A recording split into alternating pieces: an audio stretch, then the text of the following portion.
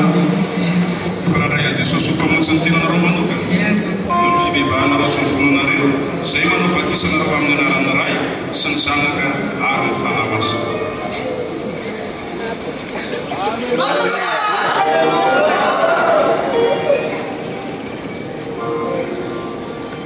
Efa mibebaka tsara nareo maromaro fanandray Jesosy mpamonjy ny tenanareo manokana ny fibebahanareo sy ny vononareo izay manao batisanareo amin'ny anaran'ny Ray sy ny Zanaka ary ny fanahy masina.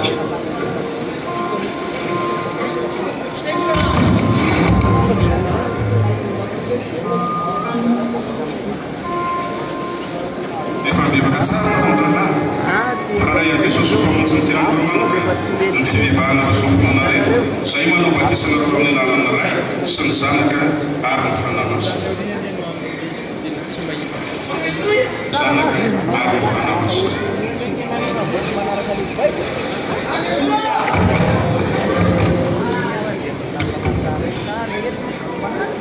Efa bebaka tsara nareo fanandray Jesosy izay manao batisanareo amin'ny anaran'ny Ray sy ny Zanaka ary ny fanahy masina.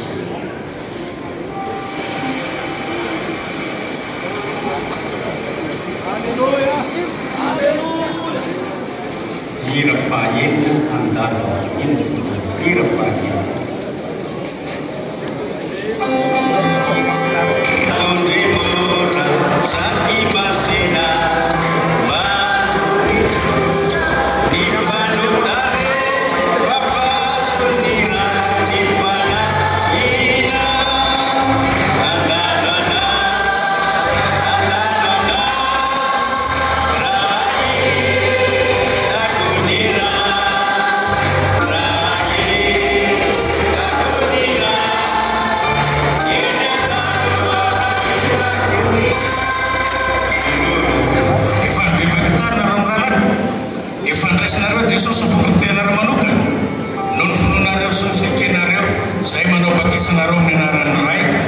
Zanaka